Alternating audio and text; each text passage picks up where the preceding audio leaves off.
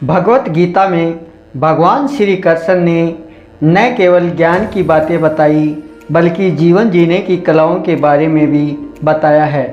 भगवान श्री कृष्ण ने अर्जुन को जो गीता उपदेश दिया है वह हर मनुष्य के लिए प्रेरणा स्रोत साबित हो सकता है। गीता में भगवान श्री कृष्ण ने अर्जुन को उपदेश देते हैं कि जो मनुष्य भगवत गीता के 18 बातों को अपनाकर अपने जीवन में उतारता है वह सभी दुखों से, वासनाओं से, क्रोध से, ईर्ष्या से, लोभ से, मोह से, लालच आदि के बंधनों से मुक्त हो जाते हैं। जानते हैं भगवत गीता की 18 ज्ञान की बातें जो भगवान श्री कृष्ण ने अर्जुन को बताई थी।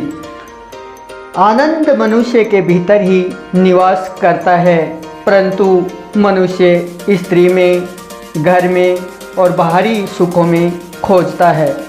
श्री कृष्ण अर्जुन को कहते हैं कि हे अर्जुन, भगवान की उपासना केवल शरीर से नहीं बल्कि मन से करनी चाहिए।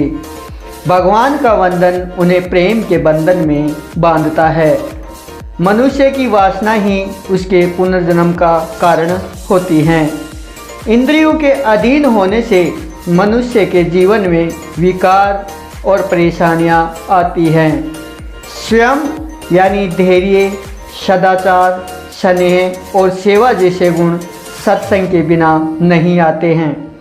श्री कृष्ण कहते हैं कि मनुष्य को वस्त्र बदलने की आवश्यकता नहीं है, अगर आवश्यकता है तो हृदय परिवर्तन की है। जवानी में जिसने पाप किए हैं उसे बुढ़ापे में नींद नहीं आती है। भगवान ने जिसे संपत्ति दी है उसे गाय अवश्य रखनी चाहिए। जुआ, मदिरापान, अनैतिक संबंध, असत्य, मद, आसक्ति और निर्दयता, इन सब को कलयुग का वास होता है। अधिकारी शिष्य को अच्छा गुरु अवश्य मिलता है।